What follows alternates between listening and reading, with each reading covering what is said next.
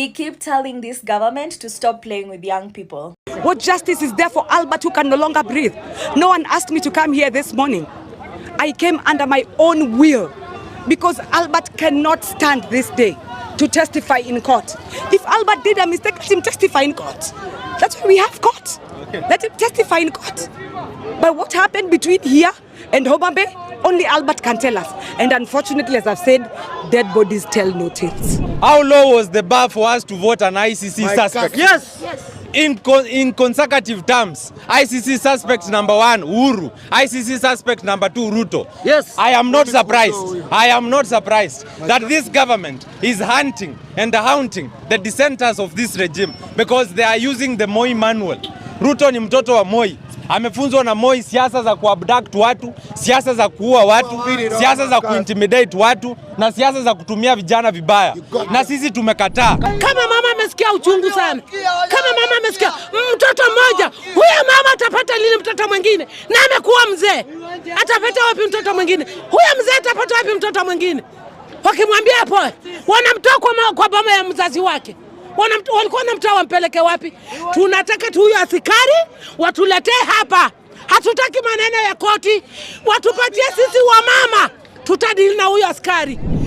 There's one particular police officer who decided to haul tear gas canisters at us. And I went to him and asked him why he's hauling tear gas canisters, yet we are peaceful. So when I asked him that, he threatened me and he told me, I have marked you. Nimekumark na nitakupata. Serikali ndio inapatia polisi nguvu, but not for long. We the people shall. The power belongs to us. This story of Albert Ojwang, may his soul rest in peace. But it seems this government never learns. This government never learns. Because you will hear them wondering, how did Kenyans go back to the streets? And they are the cause of it all. These are the things that make Kenyans go back to the streets. Mishandling of arrests, mishandling of Kenyans on social media. How can someone die in prison?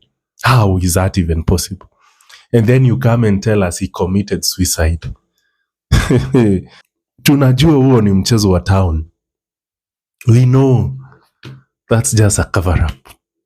How is that even possible? Kenyans need answers and they need them fast. There are good police officers who exist in the service and they must protect their service against rogue police officers. They are officers who value the rule of law, officers who are not corrupt, officers who seek to help with the Kenyan people.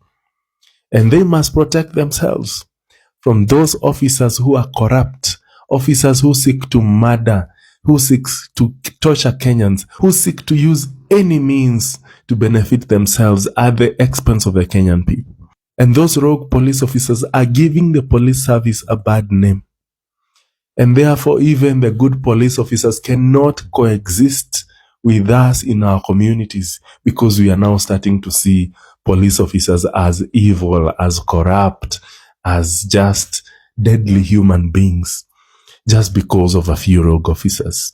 So, if you are a good police officer, stand for your service. Protect your service through the means that you have in the police service. Because Kenya needs an upright police service. A police service that works for the Kenyan people, not for a few individuals at the top.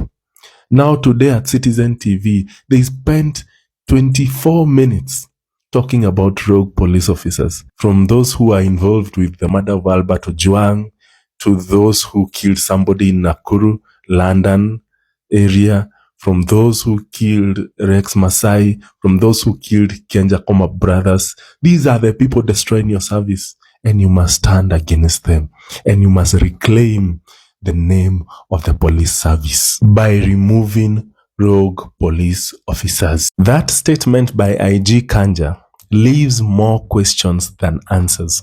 Number one, they have not told us why Albert Ojwang was transported for 350 kilometers to Central Police Station from Homa Bay, yet there are DCI officers located where he came from. Number two, why the change of narrative?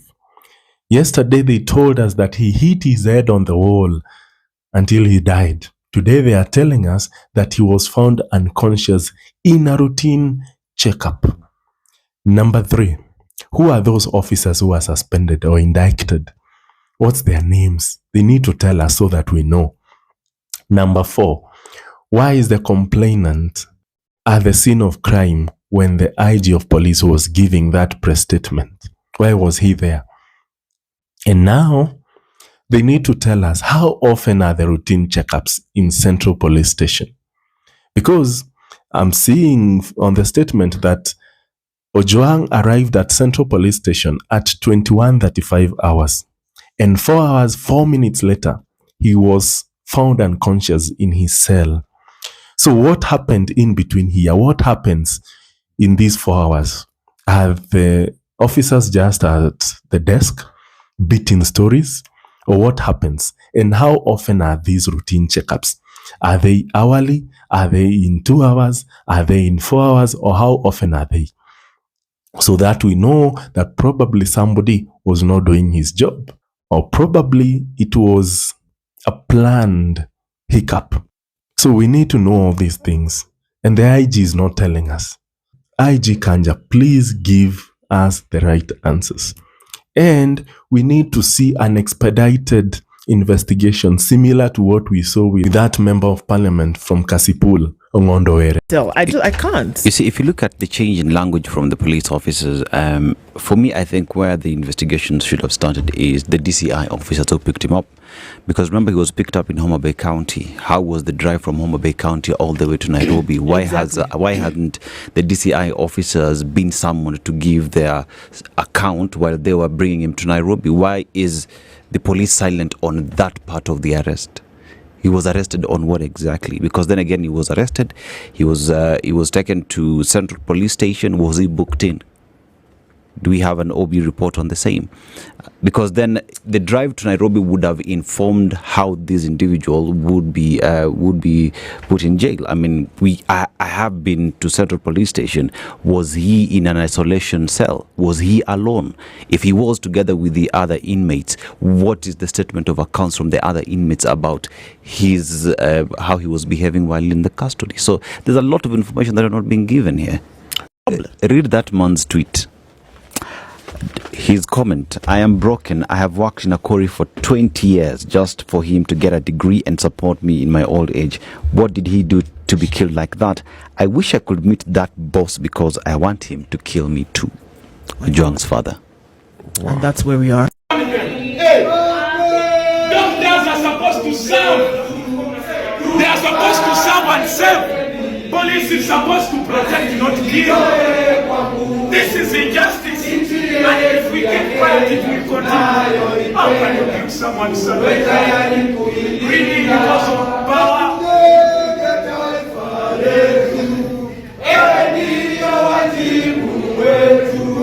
Kenya istahili heshima, tuungane mikono pamoja kazini, kila siku tuwe na shukrani. Viva!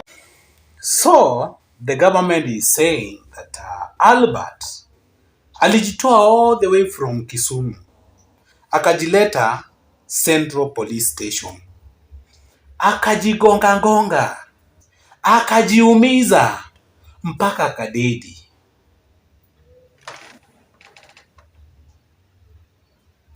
Kuna watu wengine tu wafikiri Albert ameenda hivyo tu. Albert ameenda hivyo tu. And then you tell us we need peace. We need cohesion. Is that cohesion? Is that how you respect human life? Wacheni tu mimi niseme na mapema. Ndio kama kuna list na andiko mniweke kwa list. I can't wait to reject Finance Bill 2025. I can't wait. Because I know it will be something absurd. It will be something mental. I can't wait. Mneke kwa list jameni. List ya reject.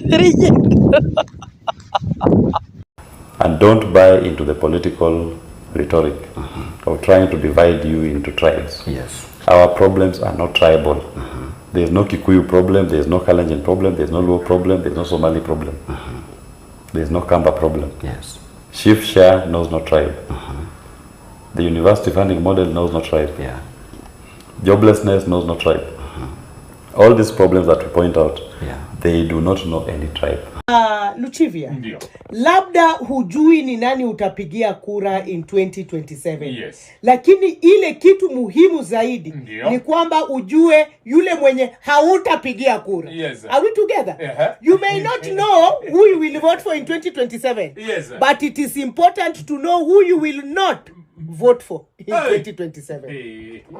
The best way for Kenyans to vote in 2027 is two ways. One, don't vote for anybody who did not deliver when it came to their manifesto. Number two, do not vote for anybody who had any previous corruption cases. For example, when it comes to Sakaja, the current Nairobi governor wants to run for a second term. Now, I will be damned if I vote for Sakaja considering just one part of the manifesto, which is roads. He said that he will fix roads and he will fix drainage and water will be distributed to different parts of Nairobi. He said this and he has not delivered. Nairobi to go 2025, we are almost at the half of the year and the roads are flooding insanely even if it rains just a little bit. So what logic would someone be using if they vote for Sakaja for the second time? What logic would somebody be using if they vote for Pasaris, who is definitely probably going to run again for Nairobi women rep, and she has not been proactive in talking about like femicide cases and protecting women, which is her job in parliament. If we just focus on those two things, not voting for anybody who had any corruption case and not voting for anybody who has messed up their manifesto, I feel like Kenyans will be really, really far. Instead of focusing on voting for somebody because of their tribe, because they paid you 200 shillings, because you are voting for them just so that they can remove somebody else and you hope that they are going to do something better, please, I think it's time that we remove ourselves from the situation. And also to the Kenyan youth, we are the majority. When you look at people who are 35 and under, we are the majority when it comes to the population. By 2027, let's say all of us will be adult status and all of us can get a voter's ID and actually vote. I am really, really, really encouraging people to register to vote when that time comes. Let's not vote for people because of any other reason except those two. Let's be logical this time, please. Like our lives depend on it. Kwani wewe utakubali upige kura mtu aibe? Wewe kama Mkenya mwenye unateseka as we speak now, utakubali uende upige kura 2027 alafu mtu achukue aongeze rais? Kwa sababu anatuambia kwamba hakuna rais ashawahi kuwa one term president. Sasa wanasema hata kama rais hatapita, watachukua kidogo kidogo kutoka kwa zile zetu waongeze rais apite. Kwani wewe kama Mkenya who are going through a very difficult times as we speak now, are you going to allow people to steal your elections? Kwani tutakuwa wajinga aina gani? Tutakuwa wajinga aina gani turuhusu watu waibe kura zetu yenye tumepiga na venye sisi tunateseka saa hii? Atuaibe waongeze yule mwingine apate aingie kama rais. Kwani sisi tutakuwa wajinga aina gani? Si wajinga walisha Kenya. Sasa itakuwa aje mtu atuibie kura zetu? Wakiiba itaungua. That is the truth of the matter. No way. That wakiiba, just like his agents have said that you know watajaza. The truth of the matter is wametuibia kutosha. Wameiba pesa zetu za kutosha, wametuua ya kutosha. If William Ruto survives to the election na ajaribu kuiba, itaungua. And that's the truth of the matter. 2027, at the tallying center at the ward level, we will have Gen Z representatives to count the votes and to announce the votes. Alafu tutaungana kama Gen Z, kama ni Nairobi County, kuna Gen Z wa kule Githurai, Gen Z wa Kangemi, atatuambia ni ngapi na tutajua ni votes ngapi za rais zimepigwa katika Nairobi County, na tutafanya hivyo katika Kakamega County, tutafanya hivyo katika Bungoma County. Hamna haja na magavana, MCA, mnataka zile za rais peke yake. Lazima rais ametuchosha bana, lazima kwenda nyumbani. One time. Sasa nini? Ground. Hatuongea. Sawa. Hivi venye nanawa hivi. Ndo nanawa Ruto. Nimenawa Ruto kabisa. Nimenawa Ruto. Nimenawa Ruto. Ruto Kasongo nimekunawa. Nimekunawa. My people, unaingia kuiva alafu unaletewa one time kama chesa. Mulisema hamutaki kuchelewa in anything. Well, Kenyans, you never disappoint, and this is the reason as to why I just love my country, Kenya. Munakuanga macho na munakuanga sete in anything. Anyway, Aluta, the struggle continues. We have to drain the swamps.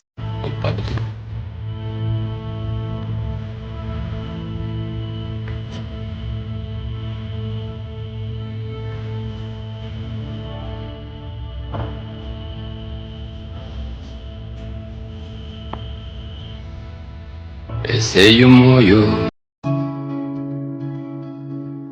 Ruto must go. Ruto must go. Ruto must go. Ruto must go.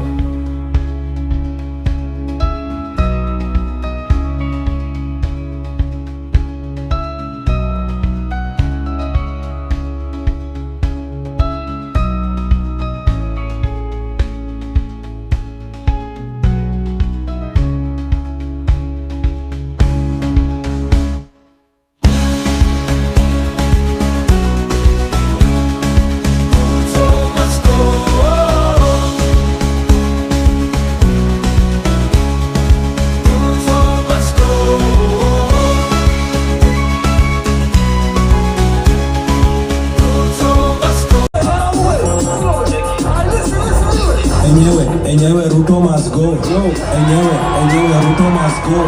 By the way, Ruto must go. Enyewe Ruto must go. Wash fire, Ruto must go. Enyewe Ruto must go. By the way, Ruto must go.